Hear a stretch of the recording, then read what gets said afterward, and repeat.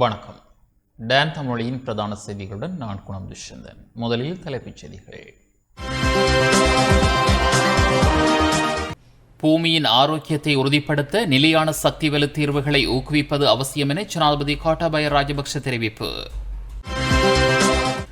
Don தொலைக்காட்சி குழுமத்தின் ஓம் தொலைக்காட்சியின் ஏற்பாட்டில் மன்னார் திருக்கேதீஸ்வரத்தில் விசேட யாகம். நாட்டில் மேலும் 79 கொரோனா மரணங்கள். இன்றும் 782 பேருக்கு கொரோனா தொற்று. தமிழ் மக்களின் விடுதலைக்காக உருவாக்கப்பட்ட தமிழ் தேசிய கூட்டமைப்பை சிதைப்பதற்கு அனுமதிக்க முடியாது என நாடாளுமன்ற உறுப்பினர் செல்வம் அடைக்கலநாதன் தெரிவிப்பு. திலீபனின் நினைவேந்தல் நிகழ்வை மேற்கொள்வதற்கு முல்லைத்தீவு நீதவான் நீதிமன்றம் தடை உத்தரவு. கடந்த 5 வருடங்களுக்கு முன்னர் இறந்த நபருக்கும் தடை.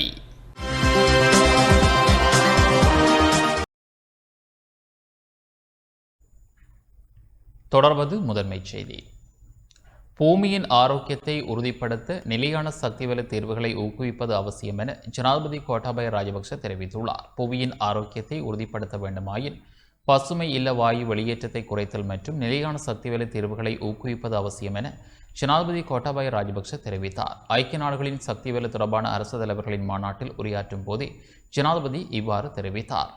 ஐக்கிய நாடுகள் பொது சபையின் 76வது கூட்டத்தொடர் ஓர் அங்கமாக நியூயார்க் நகரில் நேற்றைய தினம் சக்திவல தொடர்பான அரசு தலைவர்கள் மாநாடு ஆரம்பிக்கப்பட்டது. அனைவராலும் கொள்வனவு செய்யக்கூடியதும் நம்பிக்கை மிகுந்ததுமான நிலையான சக்தி விளைவை பெற்றுக் கொள்வதற்குரிய வாய்ப்பை உறுதிப்படுத்தல் எனும் துணைப்பொருளின் கீழ் இந்த மாநாடு இடம்பெற்றது. இந்த மாநாட்டில் உரையாற்றிய ஜனாதிபதி Gotabaya Rajapaksa, Ensuring that everyone has access to affordable, reliable and sustainable energy is an important goal to pursue globally. Sustainable energy development continues to be a high priority for Sri Lanka in line with Sustainable Development Goal number 7. Sri Lanka has achieved almost 100% electrification, ensuring uninterrupted energy access for almost all our people. We have also set an ambitious target for 70% of the country's energy requirements. மனித தேவைகளை பூர்த்தி செய்வதோடு இந்த பூமியின் ஆரோக்கியத்தை பேணுவதற்கு இவ்வுலகில் வாழும் அனைத்து மக்களும் முன்னுரிமை அளிக்க வேண்டும். மனிதர்களால் ஏற்படுத்தப்படும் சுற்றுச்சூழல் அழிவுகள் காரணமாக ஏற்படும் காலநிலை மாற்றங்களால் பூமிக்கு ஏற்படக்கூடிய அச்சுறுத்தல்களை தொடர்ந்தும் நாம் புறக்கணிக்கல் ஆகாது. எதிர்வரும் சில தசாப்தங்களுக்குள் இவ்வாறான அச்சுறுத்தல்களை குறைத்துக் கொள்ள வேண்டுமாயின் முழு உலகமும் சுத்தமான சக்தி விலக்களை நோக்கி செல்ல வேண்டியது அத்தியாவசியமாகிறது. மிக சிறந்த நிலையான சக்தி வலு உற்பத்தி மற்றும் பயன்பாட்டை நோக்கி பயணிப்பதற்கான முயற்சிகளை மேற்கொண்டிருக்கும் அபிவிருத்தி அடைந்து வரும் நாடுகளுக்கு அதற்கான எளிமையுள்ள அனைத்து நாடுகளும் ஒத்துழைப்பு வழங்க வேண்டும். நிலையான சக்தி வலு அபிவிருத்திக்கு இலங்கையானது அர்ப்பணிப்புடன் செயற்பட்டு வருகின்றது. 2030ஆம் ஆண்டுக்குள் நாட்டின் சக்தி வலு தேவையின் 70% மீள் புதுப்பிக்கத்தக்க சக்தி வலுக்களூடாக பெற்றுக்கொள்வதே இலக்காக உள்ளது. அத்துடன் படிம எரிபொருட்களிலிருந்து படிப்படியாக விலகி கார்பனேட்டை குறைத்தல் மற்றும் 2050ஆம் ஆண்டுக்குள் கார்பன் மாசற்ற நாடாக இலங்கையை உருவாக்குவதற்கான திட்டமிடல்களுடன் செயற்பட்டு வருகின்றோம். புதிய நிலக்கரி மின் உற்பத்தி நிலையங்களை உருவாக்காதிருக்கும் நிலைப்பாட்டில் இலங்கை உறுதியாக இருக்கின்றது. காலநிலை மாற்றங்கள் தொடர்பான ஐநா மாநாட்டுக்கு பெற்றுக் கொடுக்கப்படும் பங்களிப்பு அதற்கு பிரதிபலிப்பாக இருக்கின்றது. இலங்கையானது புதிய நிலக்கரி வலுவற்ற சக்தி வலு கூட்டமைப்பின் இணை தலைவராக இருக்கின்றமை மகிழ்ச்சி அளிக்கிறது. நாடு முழுவதிலும் 7000 சூரிய சக்தி மூலமான மின் உற்பத்தி வேலை திட்டங்களை அமுல்படுத்த தயாராக உள்ளோம். அவற்றில் முதலீடு செய்வதற்காக இலங்கை தொழில்துறையினர், சிறு வியாபாரிகள் மற்றும் சமூக நிறுவனங்களை ஊக்குவித்து வருகிறோம். நாட்டுக்குள் மிகப்பெரிய காற்றாலை மின் உற்பத்தி நிலையத்தை அண்மையிலேயே ஆரம்பித்து வைத்தோம். எதிர்வரும் சில தசாப்தங்களுக்குள் மீள் புதுப்பிக்கத்தக்க சக்தி விலக்கள், விசேடமாக சூரிய சக்தி, காற்றாலை மற்றும் உயிரி எரிபொருள்கள் போன்ற பாரியளவிலான முதலீடுகளை இலங்கை வரவேற்கின்றது. For developing nations as they attempt this transition to more sustainable energy generation and usage. இலங்கைக்கான ஐநா வதிவிட பிரதிக்கும் பாதுகாப்பு செயலாளருக்கும் இடையில் விசேட சந்திப்பு ஒன்று இடம்பெற்றுள்ளது.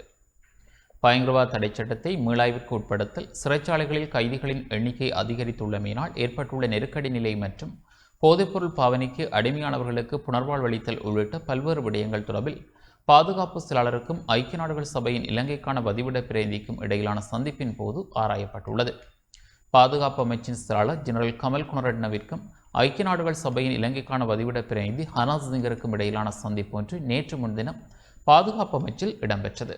இதன்போது சட்டவிரோத போதைப்பொருள் கடத்தல் வலையமைப்புகளை முடக்குவதற்காக பாதுகாப்பு அமைச்சினூடாக அரசாங்கத்தினால் முன்னெடுக்கப்பட்டு வரும் நடவடிக்கைகளுக்கு தனது பாராட்டை வெளிப்படுத்திய ஐநா வதிவிட பிரதிநிதி இந்த நடவடிக்கைகள் இலங்கை உள்ளடங்கலாக பிராந்திய நாடுகள் அனைத்திற்கும் மிகவும் சாதகமானதாக அமைந்திருப்பதாகவும் தெரிவித்ததாக பாதுகாப்பு அமைச்சின் உத்தியோகபூர்வ இணையதளத்தில் வெளியிடப்பட்டுள்ள அறிக்கையில் குறிப்பிடப்பட்டுள்ளது. மேலும் அண்மை காலத்தில் கைப்பற்றப்பட்ட போதைப் பொருட்கள் தொடர்பான கனாஸ் சிங்கருக்கு விளக்கமளித்த பாதுகாப்பு அமைச்சின் செயலாளர் சட்டவிரோதமான முறையில் நாட்டிற்குள் கொண்டு வருவதற்கு திட்டமிடப்பட்ட சுமார் 1 டொன் அளவிலான போதைப் பொருட்கள் அதிகாரிகளால் கைப்பற்றப்பட்டதாகவும் எடுத்துரைத்தார் என்றும், அது மாத்திரமன்றி போதைப்பொருள் பாவனைக்கு அடிமையானவர்களை புனர்வாழ்விற்கு உட்படுத்துவதற்கான உடனடி நடவடிக்கைகள் முன்னெடுக்கப்பட்டிருப்பதாகவும் சுட்டிக்காட்டினார் என்றும் அவ்வறிக்கையில் தெரிவிக்கப்பட்டுள்ளது. அதேவேளை இச்சந்திப்பு தொடர்பில் ஐநா வதிவிட பிரதிநிதி கனாஸ் சிங்கர் அவரது உத்தியோகபூர்வ ட்விட்டர் பக்கத்தில் பதிவு ஒன்றை செய்திருக்கின்றார். போதைப்பொருள் பாவனையை கட்டுப்படுத்துவதற்காக வழங்கக்கூடிய செயற்திறன் வாய்ந்த மருத்துவ உதவிகள் தொடர்பில் பாதுகாப்பு செயலாளருடன் கலந்துரையாடிய அதேவேளை ஐக்கிய நாடுகள் சபை அதற்கு அவசியமான ஒத்துழைப்புகளை வழங்கும் என்றும் குறிப்பிட்டேன். அது மாத்திரமன்றி சிறைச்சாலைகளில் கைதிகளின் எண்ணிக்கை உயர்வினால் அதிகரித்து வரும் நெருக்கடி நிலை குறித்தும் பயங்கரவாத தடை சட்டத்தை மீளாய்வுக்கு உட்படுத்துவது குறித்தும் பேசினேன். மேலும் மனித உரிமைகளை பாதுகாப்பதற்கான சட்டங்களை வலுப்படுத்துவது என்பது தேசிய பாதுகாப்பை உறுதிப்படுத்துவதற்கும் பூகோள ரீதியான பயங்கரவாதத்தை தடுப்பதற்குமான சிறந்த ஆயுதமாகும் என கனாஸ் சிங்கர் அப்பதிவில் குறிப்பிட்டுள்ளார். அத்தோடு போதைப்பொருள் பாவனைக்கு அடிமையானவர்களுக்கு புனர்வாழ்வளிப்பதற்கு அவசியமான சுகாதார மற்றும் மருத்துவ உதவிகளை வழங்குவதற்கு ஐக்கிய நாடுகள் சபை தயாராக இருப்பதாகவும் அவர் தெரிவித்துள்ளமை குறிப்பிடத்தக்கது. வரலாற்று சிறப்புமிக்க மன்னார் திருக்கேதீஸ்வரத்தில் இன்று விசேட யாக வழிபாடு நடாத்தப்பட்டது. டான் தொலைக்காட்சி குழுமத்தின் ஓம் தொலைக்காட்சியின் ஏற்பாட்டில் மன்னார் திருக்கேஸ்வரத்தில் விசேட யாக வழிபாடு நடாத்தப்பட்டது. உலகவாழ் மக்களின் துன்பங்கள் அகலவும் இன்பம் மகிழ்ச்சி பெருகவும் முழுமுதற் கடவுளான சிவனை நோக்கி பிரார்த்தனை செய்யும் வகையில் இப்பெரு யாகம் ஏற்பாடு செய்யப்பட்டது. காலை சுபவேளையில் ஆரம்பமாகிய யாகத்தின் போது சிவாச்சாரியார்கள் வேத மந்திரங்களை இசைக்க அக்னி வளர்க்கப்பட்டு விசேட அபிடகங்கள் திருக்கேஸ்வரநாதருக்கு இடம்பெற்றன. மன்னார் திருக்கேஸ்வர ஆலய குருக்கள் மற்றும் சிவாச்சாரியார்கள், யாழ்ப்பாணம் நெல்லை ஆதீன குரு முதல்வர், யாழ்ப்பாணம் இந்திய துணை தூதரக தூதுவர், டான் குழும தலைவர் SS குகநாதன், சிவசேனை அமைப்பின் தலைவர் மரவன்குலவு காணா சச்சிதானந்தம், யாழ்ப்பாணம் தெல்லிப்பள்ளி துர்காதேவி தேவஸ்தான தலைவர் சாதனை தமிழன் கலாநிதி R திருமுருகன், தவத்திரு வேலன் சுவாமி, மன்னார் மாவட்ட அரசாங்க அதிபர், சிரேஷ்ட ஊடகவியலாளரும் ஈழநாடு பத்திரிகையின் ஆலோசகருமான மகாலிங்க சிவம் உட்பட இந்து சமய ஆர்வலர்கள், டான் தொலைக்காட்சி குழும பணியாளர்கள் என பலரும் கலந்து கொண்டனர். சுகாதார வழிகாட்டுகளை பின்பற்றி இவ்விசேட யாகம் ஏற்பாடு செய்யப்பட்டமை குறிப்பிடத்தக்கது. ராகு கேது, குறிப்பாக கேது வழிபாடு செய்த தலம் என்ற காரணத்தினாலே கேதீச்சரம் என்கிற மகிமை பெற்ற இந்த புண்ணிய தலம் இன்று பெருங்கோயிலாக விளங்குகின்ற இந்த திருத்தலம் மிக பிரம்மாண்டமாக கருங்கற்களினால் இந்தியாவிலே சிற்பங்கள் செய்யப்பட்டு கப்பலிலே கொண்டு வந்து சேர்க்கப்பட்டு இந்த திருக்கோயிலுடைய திருப்பணி நடைபெற்று கொண்டிருக்கின்றது. குறிப்பாக திருக்கேதீஸ்வர அறங்காவலர் சபை எத்தனையோ வருடங்களாக எடுத்த முயற்சியினுடைய பயனாக இன்று அறுவடையை சந்தித்திருக்கிறார்கள். திருக்கேதீஸ்வர திருப்பணி என்னுடைய முன்னோடிகளாக விளங்கிய பெரியவர்கள் இந்திய தூதுவராலயத்தோடு தொடர்பு கொண்டு, இந்திய அரசாங்கத்தோடு தொடர்பு கொண்டு இந்த பாரிய திருப்பணி இலங்கை வரலாற்றிலே, குறிப்பாக ஈழ நாட்டிலே இந்த 21ஆம் நூற்றாண்டிலே இந்திய அரசாங்கம் கருங்கோயிலாக ஒரு பாடல் பெற்ற தலத்தை உருவாக்கி கொடுத்திருக்கின்ற பெருமை இந்திய அரசாங்கத்துக்குரியதாகின்றது. கொரோனா என்கின்ற பாரிய நோயினாலே உலகம் குழம்பிக் கொண்டே இருக்கின்றன. இந்த நோய் நீங்க வேண்டுமாக இருந்தால் அவ்வினைக்கு இவ்வினை ஆமென்று சொல்லும் அகுது அறிவீர், உய்வினை நாடாது இருப்பது உந்தமக்கு உணவென்றோ, கைவினை செய்து எம்பிரான் கடல் போற்றுதும் நாமடியோம், செய்வினை வந்து எம்மை தீண்டப்பெறாது திருநீலகண்டம் என்று ஞானசம்பந்த பெருமான் கூறியிருக்கின்றார். 2 நாயன்மார்களாலே போற்றி வழிபாடு செய்யப்பட்டதும் கேது பகவானினாலே பூஜிக்கப்பட்டதுமாக இருக்கின்ற கேதீஸ்வரநாதருக்கு இன்றைக்கு யாகம் நடைபெற இருக்கின்றன. இதனுடைய அற்புதத்தை நீங்கள் புரிந்து கொள்ள வேண்டும். இந்த கேது என்பவர் பாம்பினுடைய வடிவம். அவர் தன்னுடைய கண்டத்திலே இருந்த நீளத்தை கக்கினதினாலே தான் சுவாமி தானே கண்டத்திலே தாங்கிக் கொண்டு நீலகண்டமாகினார். அந்த நீலகண்டம் இன்று வெளியிலே வரப்பட்டு உலகம் முழுவதுமே, தனி ஒரு நாடு மட்டுமல்ல, உலகம் முழுவதுமே இந்த நீலகண்டம் போன்ற ஒரு கண்டத்தினாலே, கொரோனா என்கின்ற அரக்கனினாலே துன்பப்பட்டு கொண்டிருக்கின்றன. இந்த துன்பம் நீங்க வேண்டுமாக இருந்தால் நாங்கள் ஆண்டவனை, இறைவனை பிரார்த்தனை செய்ய வேண்டும். இலங்கை தாய் நாட்டையும் உலகத்தையும் தற்போது ஆட்டி படைத்துக் கொண்டிருக்கும் இந்த கொரோனா வைரஸின் தாக்கத்திலிருந்து நமது மக்களை பாதுகாக்க வேண்டும் என்ற நோக்கத்திற்காக இன்று டான் குடும்பத்தின் ஓம் டிவியினர் எங்களுடைய மன்னார் மாவட்டத்தின் மகா திருக்கேஸ்வர ஆலயத்தில் இந்த ஜாகத்தினை முன்னெடுத்திருக்கின்றார்கள். மிக சிறப்பாக, மிகவும் பக்தியாக இந்த ஜாகம் முன்னெடுக்கப்பட்டிருக்கின்றது. ஆகவே இந்த வேளையில் அனைத்து மக்கள் சார்ந்து டான் டிவி குடும்பத்தினருக்கும் ஓம் டிவியினருக்கும் அரசாங்க அதிபர் என்ற ரீதியில் என்னுடைய மனப்பூர்வமான நன்றியை தெரிவித்துக் கொள்கின்றேன். இந்த ஜாகத்தின் பயனாக எங்களுடைய மக்கள் இந்த கொரோனா வைரஸின் தாக்கத்திலிருந்து விடுபடவும் நமது நாடு செழிப்புறவும் வேண்டும் என்று நான் வேளையில் இறைவனை பிரார்த்தித்து நிற்கின்றேன். இந்த கொரோனா என்கின்ற நோய் பல துன்பத்தினை எங்களுக்கு தந்தாலும் யாழ்ப்பாணத்து மாமுனிவர் சிவயோக சுவாமிகள் சொல்லுவார், நோயும் ஒரு வரப்பிரசாதம் என்று சொல்லி. நோய் கூட எங்களிலே நாங்கள் திருந்த வேண்டிய சிலவற்றை எங்களுக்கு காட்டுகின்றது. எனவே இதில் ஒரு பாசிட்டிவ் ஆஸ்பெக்டும் இருக்குது. என்னன்னு சொன்னால், பலர் லோகாயுத வாழ்க்கையிலிருந்து மீண்டும் ஆன்மீகத்துக்கு வருகின்றார்கள். இவ்வாறான யாகங்கள், பூசைகள், மற்ற பிற மதங்களில் கூட வழிபாடுகள், தியானங்கள் என்பதனை செய்வதன் மூலம் இறை அருளை நாங்கள் பெற்று இந்த கொடிய நோயிலிருந்து நாங்கள் நீங்க வேண்டும் என்றும், இந்த திருக்கேதீஸ்வர பெருமானுடைய கும்பாபிஷேகம் விரைவில் சிறப்பாக நடைபெற வேண்டும் என பெருமானை வேண்டி நிறைவு செய்ய.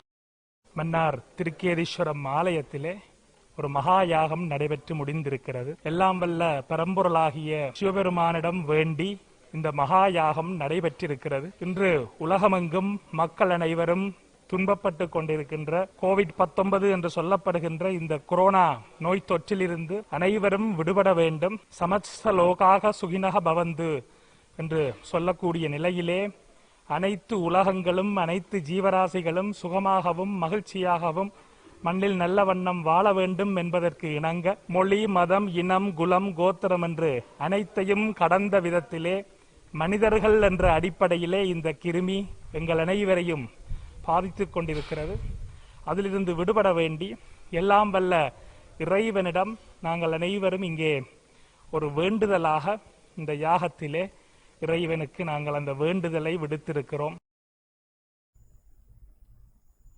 உலக மக்கள் துன்பத்திலிருந்து மீள்வதற்காக டான் தொலைக்காட்சி குழுமத்தின் தலைவர் SS குகநாதனின் வழிகாட்டலில் ஏற்பாடு செய்யப்பட்ட இவ்யாகமானது உலக மக்களுக்கு நன்மை தருவதாக அமைந்தது என்றும், உலக மக்களின் நன்மைக்காக யாகத்தை ஏற்பாடு செய்த டான் குழும தலைவருக்கு முள்முடி தீநுண்மி யாகசாலை பெருவழுதி எனும் பட்டத்தை சிவசேனை அமைப்பின் தலைவர் கான சச்சிதானந்தம் வழங்கி கௌரவித்தார்.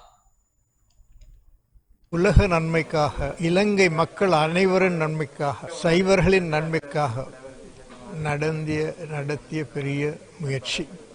இந்த முயற்சி இதுதான் முதல் முறையான முயற்சி அல்ல வரலாற்றில். 2500 ஆண்டுகளுக்கு முன்பு யாகத்தை நிகழ்த்தினான். பல சாலைகளில் யாகத்தை நிகழ்த்தினான். ஒரு இடத்தை நிகழ்த்தவில்லை, 2 இடங்களில் நிகழ்த்தவில்லை, பல சாலைகளில் நிகழ்த்தினான். பல வேள்வியாளரை அழைத்து நிகழ்த்தினான். அந்த நிகழ்த்தியது செய்தியை யார் கூறுகிறார்கள்? 3 சங்க புலவர்கள் எங்களுக்கு கூறுகிறார். பெருமக்களே, 3 சங்க புலவர்கள் கூறுகின்றார்கள். அந்த யாகத்தை நடத்தியவனுடைய பெயர் பல் யாகசாலை முதுகுடுமி பெருவழுதி. பல் யாகசாலை, ஒரு யாகசாலை, 2 யாகசாலைகள் அல்ல, பல் யாகசாலை. முதுகுடுமின்னா பழைய பாண்டிய மன்னர்களுடைய பரம்பரையை சேர்ந்தவன். பெருவழுதின்னா ஒரு குறிச்சிக்கு அரசன் அல்ல, ஒரு மாவட்டத்துக்கு அரசன் அல்ல, ஒரு மாநிலத்துக்கு அரசன் அல்ல, பெரிய நிலப்பகுதிக்கு அரசன். அந்த யாகத்தை நிகழ்த்திய நிகழ்ச்சிகளெல்லாம் தொகுத்துத்தான் வேள்விக்குடி என்று வேள்வி செய்தவர்களுக்காக வேள்விக்குடி என்ற ஊரையே கொடுத்திருக்கிறார்கள். அந்த வரிசையிலே இன்றைக்கு எங்களுடைய தலைவர், எங்களுடைய பெருமகனார் தான் குழுமத்தின் மூத்த பொறுப்பாளர் திரு குகநாதன் அவர்களுக்கு என்ன பட்டம் கொடுக்கலாம்? பெருவெழுதிக்கு பல் யாகசாலை முது குடுமி பெருவெழுதி என்று கொடுத்தார்களே, அதே போல இவருக்கு தீநுண்மி முள்முடி தீநுண்மி யாகசாலை பெருவெழுதி குகநாதன் என்ற பட்டத்தை கொடுக்கலாம்.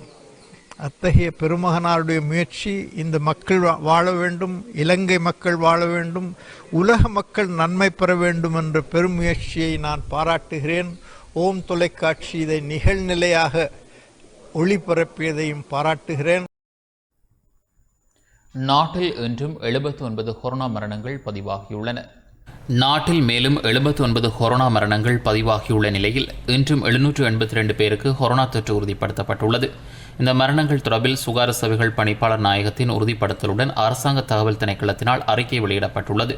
அதற்கமைய கொரோனா தொற்றுக்குள்ளாகி உயிரிழந்தோரின் மொத்த எண்ணிக்கை 12,609 அதிகரித்துள்ளது.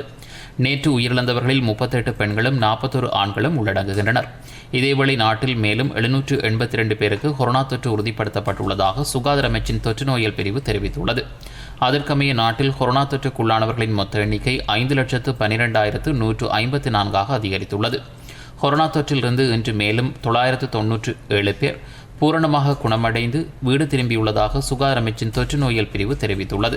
அதனால் இதுவரை கொரோனா தொற்றிலிருந்து பூரணமாக குணமடைந்தவர்களின் மொத்த எண்ணிக்கை 4,53,689 அதிகரித்துள்ளது.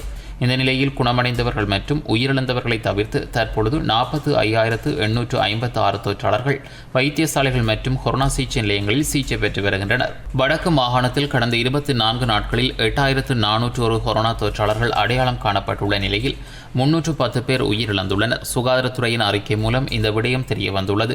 நேற்றைய தினம் வவுனியா மாவட்டத்தில் 38 தொற்றாளர்களும், யாழ்ப்பாணம் மாவட்டத்தில் 30 தொற்றாளர்களும், கிளிநொச்சி மாவட்டத்தில் 28 தொற்றாளர்களும், மன்னாரில் 10 தொற்றாளர்களும், முல்லைத்தீவில் 2 தொற்றாளர்களும் அடையாளம் காணப்பட்டுள்ளனர். நேற்று யாழ்ப்பாண மாவட்டத்தில் 5 பேரும், வவுனியா மாவட்டத்தில் 2 பேரும், கிளிநொச்சி மாவட்டத்தில் ஒருவரும் கொரோனா தொற்று காரணமாக உயிரிழந்துள்ளனர். கடந்த மார்ச் முதல் நேற்று வரை வடக்கு மாகாணத்தில் 35,571 தொற்றாளர்கள் அடையாளம் காணப்பட்டுள்ளதுடன் 719 பேர் உயிரிழந்துள்ளனர். இதில் அதிகப்படியாக யாழ்ப்பாண மாவட்டத்தில் 16,371 தொற்றாளர்கள் அடையாளம் காணப்பட்டுள்ளதுடன் 394 பேர் உயிரிழந்துள்ளனர். இந்த நிலையில் வடக்கு மாகாணத்தில் கடந்த ஆகஸ்ட் மாதத்தில் 14,634 தொற்றாளர்கள் அடையாளம் காணப்பட்டதுடன் 228 பேர் உயிரிழந்துள்ளனர். வவுனியாவில் கோவிட் தொற்று காரணமாக 2 மரணமடைந்துள்ளதாக சுகாதார பிரிவினர் தெரிவித்துள்ளனர். கோவிட் தொற்றுக்குள்ளான நிலையில் வவுனியா வைத்தியசாலையின் கோவிட் விடுதியில் அனுமதிக்கப்பட்டு சிகிச்சை பெற்று வந்த 2 சிகிச்சை பலனின்றி நேற்று மரணமடைந்துள்ளனர். வவுனியா காளிகோவில் பகுதியைச் சேர்ந்த 85 வயதுடைய ஆணொருவரும், வவுனியா மதவு வைத்த குளம் பகுதியைச் சேர்ந்த 54 வயதுடைய ஆணொருவருமே இவ்வாறு மரணமடைந்தவர்களாவர். மரணமடைந்தவர்களின் சடலங்களை சுகாதார முறைப்படி தகனம் செய்வதற்குரிய நடவடிக்கைகளை சுகாதார பிரிவினர் முன்னெடுத்துள்ளனர். இதேவேளை வவுனியாவில் கோவிட் தொற்று காரணமாக மரணமடைந்தவர்களில் 89.25% எந்தவொரு தடுப்பூசியையும் பெற்றுக் கொள்ளாதவர்கள் என தெரிவிக்கப்படுகிறது. யாழ்ப்பாணம் வடமராட்சி கிழக்கு வெற்றிலைக்கேணியில் மின்னல் தாக்கி உயிரிழந்தவருக்கு கொரோனா தொற்று உறுதி செய்யப்பட்டுள்ளது. நேற்று முன்தினம் வெற்றிலைக்கேணி கோரியடி கடற்கரையில் மின்னல் தாக்கியதில் 2 பிள்ளைகளின் தந்தையான 35 வயதுடைய ஜோன் தோமஸன் குயின்டன் சுதர்சன் என்பவர் உயிரிழந்திருந்தார். அவருடைய சடலம் பருத்தித்துறை ஆதார வைத்தியசாலை கொண்டு செல்லப்பட்டிருந்தது. அவருடைய சடலத்துக்கு நேற்று மேற்கொள்ளப்பட்ட ஆன்டிஜன் பரிசோதனையில் கொரோனா தொற்று உறுதியாகியுள்ளதாக பருத்தித்துறை ஆதார வைத்தியசாலை தகவல்கள் உறுதிப்படுத்தியுள்ளன. கல்முனை வடக்கு பிராந்திய சுகாதார பணிமனையினால் பாண்டிருப்பு திரௌபதி அம்மன் ஆலயம் ஒன்றில் எழுமாறாக 23 பேருக்கு மேற்கொள்ளப்பட்ட ஆன்டிஜன் பரிசோதனையில் எவருக்கும் கொரோனா தொற்று உறுதி செய்யப்படவில்லை என பிராந்திய சுகாதார பணிமனை தெரிவித்துள்ளது. கல்முனை வடக்கு பிராந்தியத்துக்குட்பட்ட கல்முனை, பாண்டிருப்பு, பெரிய நிலாவணை, துறைவந்தியமேடு, சேனை குடியிருப்பு, நற்பெட்டிமுனை ஆகிய கிராமங்களில் கொரோனா தொற்றை கட்டுப்படுத்துவதற்கான விழிப்புணர்வு செயற்பாடுகள் முன்னெடுக்கப்பட்டுள்ள அதேவேளை தொடர்ச்சியாக ஆன்டிஜன் மற்றும் PCR பரிசோதனைகளும் மேற்கொள்ளப்பட்டு வருகின்றமை குறிப்பிடத்தக்கது. தற்போது பிராந்தியத்தில் கொரோனா தொற்றுக்குள்ளாகுவர்களின் வீதம் குறைவடைந்துள்ள போதிலும் அனைவரும் தொடர்ச்சியாக இறுக்கமான சுகாதார விதிமுறைகளை பின்பற்றுமாறும் சுகாதார பணிமனை வேண்டுகோள் விடுத்துள்ளது.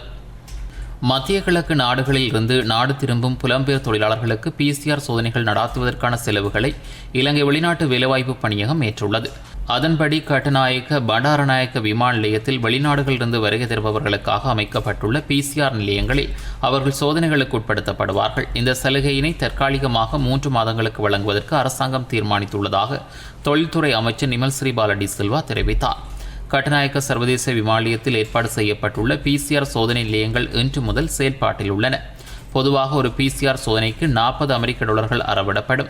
சோதனை முடிவுகள் சுமார் 2 தொடக்கம் 3 மணித்தியாலங்களுக்குள் வெளியாகும். இதன்போது அவருக்கேனும் தொற்று உறுதியானால் உரிய பொது சுகாதார அதிகாரிக்கு அறிவிக்கப்பட்டு தனிமைப்படுத்தல் செயற்பாடுகளுக்கான ஆலோசனைகள் வழங்கப்படும். நாட்டில் கொரோனா தொற்று பரவலை கட்டுப்படுத்த மக்களுக்கு தடுப்பூசி வழங்கப்பட்டு வருகிறது. அந்த வகையில் கோவிஷீல்டு, சைனோஃபார்ம், ஸ்புட்னிக், ஃபைசர் மற்றும் மொடர்னா தடுப்பூசிகள் வழங்கப்படுகின்றன. நேற்றைய தினத்தில் மாத்திரம் கோவிஷீல்டு முதலாவது டோஸ் 2146 பேருக்கும், கோவிஷீல்டு இரண்டாவது டோஸ் 29413 பேருக்கும் போடப்பட்டது. சைனோஃபார்ம் முதலாவது டோஸ் 1,14,462 பேருக்கும், சைனோஃபார்ம் இரண்டாவது டோஸ் 29,995 பேருக்கும் வழங்கப்பட்டுள்ளது. ஸ்புட்னிக் இரண்டாவது டோஸ் 21,676 பேருக்கும், ஃபைசர் முதலாவது டோஸ் 929 பேருக்கும், ஃபைசர் இரண்டாவது டோஸ் 23,143 பேருக்கும் வழங்கப்பட்டது. மொடர்னா முதலாவது டோஸ் 1,299 பேருக்கும், மொடர்னா இரண்டாவது டோஸ் 291 பேருக்கும் போடப்பட்டுள்ளமை குறிப்பிடத்தக்கது. தனிமைப்படுத்தல் ஊரடங்கு உத்தரவை மீறிய குற்றச்சாட்டில் கடந்த 24 மணித்தியாலத்தில் 334 பேர் கைது செய்யப்பட்டுள்ளதாக போலீஸ் ஊடக பேச்சாளர் தெரிவித்துள்ளார். இன்று ஊடகங்களுக்கு வெளியிட்டுள்ள காணொலி பதிவில் அவர் இவ்வாறு தெரிவித்தார். නිරෝධායන ඇදුර්නීතිය මේ වන විට දිවෙන පුරාවටම ක්‍රියාත්මක වීම පවතිනවා. නිරෝධායන නීති උල්ලංඝනය කිරීම සම්බන්ධයෙන් අද දින වෙන විට අත්අඩංගුවට ගන්න ලැබූ මුළු පුද්ගලයන් සංඛ්‍යාව 77,877ක් පමණ වෙනවා. இதற்கமைவாக தனிமைப்படுத்தல் சட்ட விதிமுறைகளை மீறிய குற்றச்சாட்டில் இதுவரை கைது செய்யப்பட்டோரின் எண்ணிக்கை 77,877 உயர்வடைந்துள்ளது. இதேவேளை மேல் மாகாணத்துக்கு உள்நுழையும் மற்றும் வெளியேறும் 13 இடங்களில் போலீசார் மற்றும் இராணுவத்தினர் இணைந்து மேற்கொண்ட சோதனை நடவடிக்கையின் போது தனிமைப்படுத்தல் சட்ட விதிமுறைகளை மீறிய குற்றச்சாட்டில் 176 வாகனங்களில் பயணித்த 329 பேர் திருப்பி அனுப்பப்பட்டார்கள். இந்தியாவிலிருந்து சட்டவிரோதமாக படகின் மூலம் கொண்டுவரப்பட்டு இலுப்பை கடவை போலீஸ் பிரிவுக்கு உட்பட்ட கெலாபேத்த பிரதேசத்தில் மிகவும் சூட்சமமான முறையில் மறைத்து வைக்கப்பட்டிருந்த 251 கிலோகிராம் மஞ்சளை மன்னார் பிரிவுக்குட்பட்ட விசேட போலீஸ் அதிரடிப்படையினர் நேற்று கைப்பற்றியுள்ளார்கள். இவ்வாறு கைப்பற்றப்பட்ட மஞ்சள் தொகை இலுப்பை கடவை போலீஸ் நிலையத்தில் ஒப்படைக்கப்பட்டுள்ளன. மஞ்சளை கொண்டு வந்தவர்களை கைது செய்வதற்கான நடவடிக்கையில் போலீசார் ஈடுபட்டு வருகின்றார்கள். இதனிடையே கடந்த 14ஆம் தேதி நாராயண்பேட்டையில் உள்ள தனியார் வைத்தியசாலையிலிருந்து கைப்பற்றப்பட்ட கைகுண்டு தொடர்பில் தொடர்ச்சியாக விசாரணைகள் மேற்கொள்ளப்பட்டு வருகின்றன. பிரதான சந்தேக நபரிடம் மேற்கொண்ட விசாரணைகளை தொடர்ந்து திருகோணமலையில் 22 வயதுடைய நபர் ஒருவரை கைது செய்வதற்கான நடவடிக்கையில் கொழும்பு குற்ற புலனாய்வு பிரிவினர் ஈடுபட்டார்கள். இரண்டாவது சந்தேக நபர் பிரதான சந்தேக நபருக்கு கைகுண்டை தயாரித்து வழங்குவதற்கு உதவி செய்திருக்கலாம் என்று போலீசார் சந்தேகம் தெரிவித்துள்ளார்கள். குறித்த நபரை தடுப்பு காவலில் வைத்து விசாரணைகளை மேற்கொள்வதற்கு நடவடிக்கை எடுக்கப்பட்டுள்ளது. இதுகுறித்து போலீசார் மேலதிக விசாரணைகளை மேற்கொண்டு வருகின்றார்கள். அனுராதபுரத்தில் சட்டப்பூர்வ உரிமம் இல்லாமல் விற்பனைக்காக 250 ஆக்சிமீட்டர்களை வைத்திருந்த குற்றச்சாட்டில் ஒருவர் போலீஸ் விசேட அதிரடிப்படையினரால் கைது செய்யப்பட்டுள்ளார். விமானப்படை புலனாய்வு பிரிவுக்கு கிடைத்த தகவலுக்கு இணங்க இலங்கை விமானப்படையினரும் போலீஸ் விசேட அதிரடிப்படையினரும் முன்னெடுத்த சிறப்பு நடவடிக்கையின் போது இவை கைப்பற்றப்பட்டுள்ளன. சம்பவத்தில் பொல்கசோவிட்ட பகுதியைச் சேர்ந்த 40 வயதுடைய ஒருவரை கைது செய்யப்பட்டுள்ளார். வவுனியா மாவட்ட பொது வைத்தியசாலைக்கு மருத்துவ உபகரணங்கள் வழங்கப்பட்டுள்ளன. வைத்தியசாலையில் கொரோனா தொற்றுக்குள்ளானவர்கள் அதிகமாக சிகிச்சை பெற்று வரும் நிலையில் ஆக்சிஜன் மற்றும் மாஸ்க் தட்டுப்பாடாக இருந்து வருகின்றது. அதனை கருத்தில் கொண்டு ஃப்ரெண்ட்ஸ் கனடா இன்டர்நேஷனல் ரிலீஃப் என்ற அமைப்பின் நிதி பங்களிப்பில் ஊடகவியலாளர்களால் வைத்தியசாலை பணிப்பாளர் கானா ராகுலனிடம் பொருட்கள் கையளிக்கப்பட்டன. தமிழ் மக்களின் விடுதலைக்காக உருவாக்கப்பட்ட தமிழ் தேசிய கூட்டமைப்பை சிதைப்பதற்கு அனுமதிக்க முடியாது என நாடாளுமன்ற உறுப்பினர் செல்வம் அடைக்கலநாதன் தெரிவித்துள்ளார். தமது இயக்கத்திற்கும் வரலாறு இருக்கின்றது எனவும் தமிழ் மக்களின் விடுதலைக்காக துப்பாக்கி ஏந்தி போராடியவர்கள் தாம் எனவும் தமிழ் தேசிய கூட்டமைப்பு நாடாளுமன்ற உறுப்பினர் செல்வம் அடைக்கலநாதன் தெரிவித்துள்ளார். இன்று வவுனியாவில் அமைந்துள்ள தமிழீழ விடுதலை இயக்கத்தின் அலுவலகத்தில் இடம்பெற்ற ஊடக சந்திப்பில் இவ்வாறு குறிப்பிட்டார். தவ திரு அகத்தியர் அடிகளார் அவர்களும் திருவோணமலை ஆயர் அவர்களும் இணைந்து வடக்கு கிழக்கிலே இருக்கின்ற நாடாளுமன்ற உறுப்பினர்களை ஒன்றிணைத்து எங்களுடைய மக்களுடைய பிரச்சனைகளை ஒருமித்த நேர்கோட்டிலே கையாளுவதற்கான ஒரு முறையை ஆரம்பித்திருப்பதாக அறியக்கூடியதாக இருந்தது. அந்த வகையிலே அதை நாங்கள் வரவேற்று நிற்கின்றோம். வடக்கு கிழக்கிலே வாழுகின்ற முஸ்லிம் சகோதரர்களுடைய பிரச்சனைகளை எடுத்துரைப்பதற்கான அவர்களை இணைத்துக் கொள்ள வேண்டும் என்பது எனது ஆலோசனை. மலையக நாடாளுமன்ற உறுப்பினர்கள் இருக்கிறார்கள், அவர்களையும் இந்த விடயத்திலே இணைத்துக் கொள்ள வேண்டும். கண்முன்னாலே இராணுவ அதிகாரிகளிடம் ஒப்படைத்த எங்களுடைய உறவுகள் இன்றைக்கும் போராடுகிறார்கள். ஆகவே அவர்கள் படுகொலை செய்யப்பட்டிருக்கிறார்கள் என்பதை ஜனாதிபதி அவர்கள் ஒத்துக்கொண்டிருக்கிறார்கள். மரண சாட்சி பத்திரம் கொடுப்பதாக ஜனாதிபதி அவர்கள் சொல்லுகின்ற அந்த நேரத்திலே கொலை செய்தவர்களை தண்டிக்கின்ற நிலைப்பாடு சம்பந்தமாக அவர் செயற்படவில்லை. அவர் இராணுவத்தை காப்பாற்றுகின்ற ஒரு நிலைப்பாட்டை தான் இப்பொழுது கொண்டிருக்கிறார். இளைஞர் யுவதிகளையும் எங்களுடைய மக்களையும் மிக மோசமாக வஞ்சித்துக் கொண்டிருக்கிறது என்பதை நான் இங்கு குறிப்பிட விரும்புகின்றேன். ஜனாதிபதியுடைய உள்ளக பொறுமுறை என்பதை ஏற்றுக்கொள்ள முடியாது.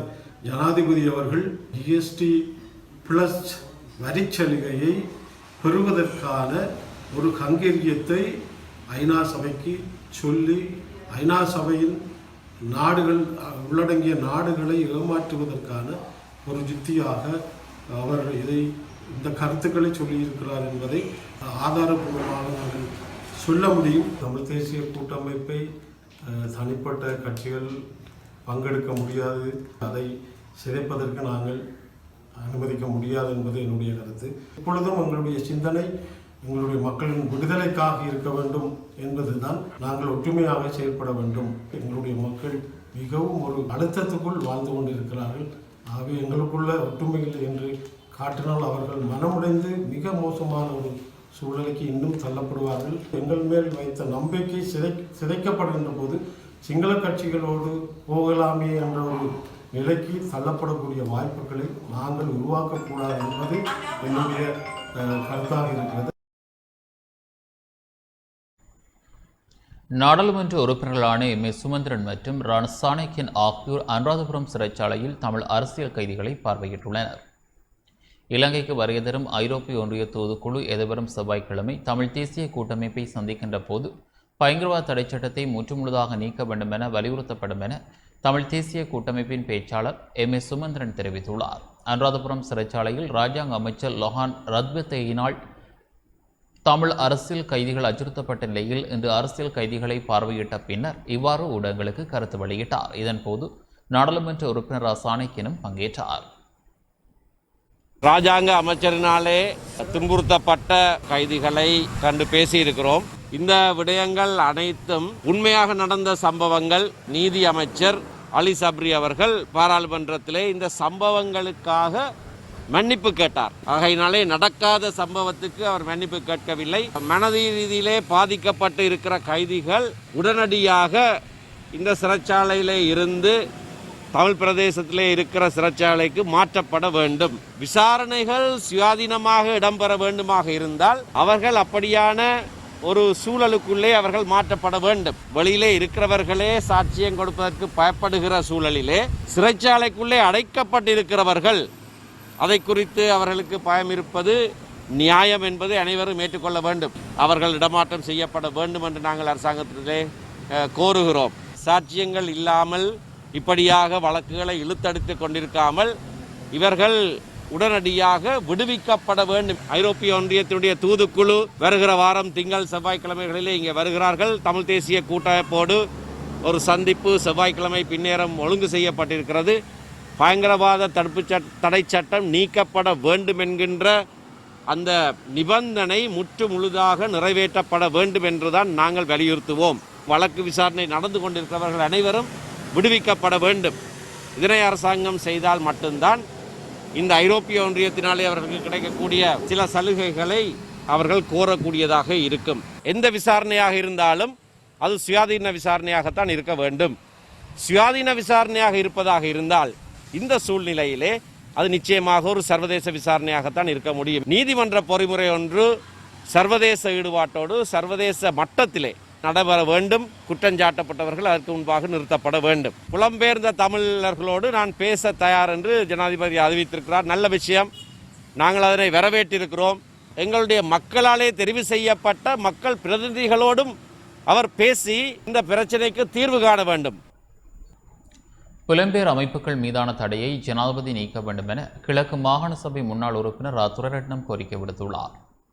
புலம்பெயர் அமைப்புகளை பேச்சுவார்த்தைக்கு அழைப்பதற்கு முன்பாக இலங்கையில் தடை செய்யப்பட்டுள்ள புலம்பெயர் அமைப்புகள் மீதான தடையினை ஜனாதிபதி நீக்க வேண்டும் என முன்னாள் கிழக்கு மாகாண சபை உறுப்பினரும் EPRLF பத்மநாபா மன்ற தலைவருமான துரைரட்னம் கோரிக்கை விடுத்துள்ளார். புலம்பெயர் அமைப்புகளை தடை செய்துவிட்டு அவர்களை பேச்சுவார்த்தைக்கு அழைப்பதானது ஒன்றுடன் ஒன்று முரண்பட்டதாகவே உள்ளதாகவும் உள்ளக பொறிமுறையில் பேச்சுவார்த்தை என்பதை தமிழ் மக்கள் ஒருபோதும் ஏற்றுக்கொள்ள மாட்டார்கள் எனவும் அவர் தெரிவித்தார்.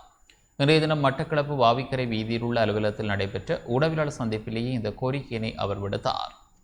இலங்கையின் மாண்புமிகு ஜனாதிபதி அவர்கள் ஐக்கிய நாட்டு சபையின் கூட்டத்தொடரின் போது மிகவும் தெளிவாக பல விடயங்களை அச்சபையில் முன்வைத்திருக்கின்றார். அந்த விடயங்களை பொறுத்தவரையில் ஒன்று, இலங்கை ஜனாதிபதி அவர்கள் இலங்கையில் பல இனவாதங்கள் பேசி தாங்கள் நினைத்ததை செய்துவிடலாம் எனும் ஒரு இருமாப்போடு இருந்த காலகட்டத்தில் ஐக்கிய நாட்டு சபையில் போனதே ஒரு பெரிய விடயமா ராஜதந்திர ரீதியாக உள்வாங்கப்பட்டு உள்நுழைவந்தது என்பது ஒரு பல விடயங்களை சாதகமாக கொண்டு வரத்துக்கான சந்தர்ப்பங்களாகும். 2 விடயங்கள் இதில் இருக்கின்றன. அவரின் உரையின் போது பல விடயங்களை மிகவும் தெளிவாக முன்வைத்திருக்கின்றார். ஒன்று, புலம்பெயர்ந்த தமிழர்களுக்கு தமிழர்கள் விவகாரம் தொடர்பாக அழைப்பு விடுத்தது. 2வது, இலங்கையில் ஏற்பட்ட பிரச்சனை தொடர்பாக உள் விவகாரம் என்று சொல்வது எந்த அளவுக்கு சாத்தியம், எந்த அளவுக்கு சரியானது என்ற கேள்வி தமிழ் மக்கள் மத்தியில் இருக்கின்றன. அத்தோடு யுத்தத்தில் தமிழர்களால்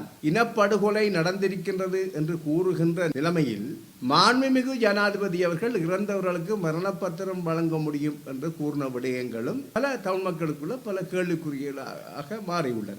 ஆனால் முதலாவது, ஒரு பிரச்சனையை தீர்க்கக்கூடிய ஒரு நிர்வாக கட்டமைப்புக்குள் போனது என்ற விடயம் புலம்பெயர்ந்த நாடுகளில் விதிக்கப்பட்ட தடைகளை நீக்குவதன் ஊடாக புலம்பெயர்ந்த நாடுகளில் உள்ள தமிழர்களுக்கு அழைப்பு விடுக்கப்பட்ட விடயங்களில் பல தொடர்வதற்கான பல சாத்தியக்கூறுகள் இருக்கின்றன. முதலாவது, புலம்பெயர்ந்த நாடுகளில் தடை விதிக்கப்பட்ட அமைப்புகளுக்கு தடைகள் நீக்கப்பட வேண்டும். 2வது, விடுக்கப்பட்ட அழைப்புக்கு ஏற்றாற்போல் செயல் வடிவங்களை கொடுக்க வேண்டும். அடுத்த விடயங்களாக இந்த உள்ளக பொறிமுறை தான் சரிவரும் என்று சொல்லும் விடயங்களில் தமிழர்களுக்கு பல கேள்விகள் இருக்கின்றன. தமிழர்களை பொறுத்தவரையில் இலங்கை அரசாங்கம் தமிழர்களில் தொடர்பான இனப்படுகொலையை செய்யும் காலகட்டத்தில் இதே மாண்புமிகு ஜனாதிபதி அவர்கள் தான் பல அதிகாரங்களில் இருந்திருக்கின்றார்கள். இப்படிப்பட்ட ஒருவர் தொடர்ச்சியாக உள்ளக பொறிமுறைதான் அமுலுக்கு வர வேண்டும் என்று சொல்வதை தமிழ் மக்கள் நிராகரிக்கின்றார்கள். மாண்புமிகு ஜனாதிபதி அவர்கள் புலம்பெயர்ந்த தமிழர்களுக்கு அழைப்பு விடுக்கப்பட்டது என்பது ஒரு பாராட்டுக்குரிய மகிழ்ச்சிக்குரிய விடயமாகும். அந்த விடயங்களை தமிழ் மக்களுக்கு சார்பாக நடைமுறைக்கு வர வேண்டுமாயின் புலம்பெயர்ந்த நாடுகளில் விதிக்கப்பட்ட தடைகள் அமைப்புகள் தொடர்பாக நீக்கப்பட வேண்டும். இதை அவர் சிறப்பாக செய்வார் என்று நாங்கள் எதிர்பார்க்கின்றோம். தற்போதைய அரசாங்கம் நாட்டின் சொத்துக்களை படிப்படியாக விற்று வருவதாக மக்கள் விடுதலை முன்னணியின் யாழ் மாவட்ட அமைப்பாளர் ஈனா சந்திரசேகரன் தெரிவித்துள்ளார்.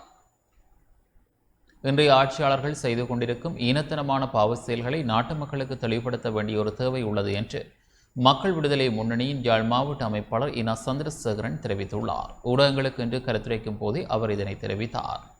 நாட்டு மக்கள் கொரோனாவால் முடங்கியிருக்கின்ற போது கொரோனா காரணமாக எதையுமே பேச முடியாத ஒரு நிலைமை ஏற்பட்டிருக்கின்ற போது அது தொடர்பாக நாட்டு மக்களுக்கு எந்த விதமான எதிர்ப்பனை தெரிவிக்க முடியாத போது இந்த கோட்டாபய ராஜபக்சாக்களுடைய அரசாங்கம் முழு நாட்டையும் படிப்படியாக விற்று கொண்டிருக்கின்றார்கள் என்ற உண்மை என்பது இந்த நாட்டு மக்கள் இனியும் இவ்வாறான நாட்டை காட்டிக் கொடுக்கின்ற ஈனத்தனமான அரசியல்வாதிகளை இந்த அரசாங்கத்தை இனியும் நாங்கள் பாதுகாக்க முடியுமா என்ற கேள்வியை நாங்கள் மக்கள் மத்தியில் கேட்க வேண்டிய தேவை இருக்கும். தேர்தல் காலங்களில் வருகின்ற போது குறிப்பிட்டார்கள், நாங்கள் அமெரிக்காவின் விரோதி என்றார்கள். நாங்கள் மேற்குலகத்தின் விரோதி வேறு யாருமல்ல, கோட்டாபய ராஜபக்சாவை சேர்ந்த அணியினர் மாத்திரமே இந்த மேற்குலக ஆதிபத்தியத்துக்கு எதிரான. கடந்த தேர்தலில் குறிப்பிட்டார்கள், இதோ வரப்போகின்றது MCC உடன்படிக்கை வருமாக இருந்தால்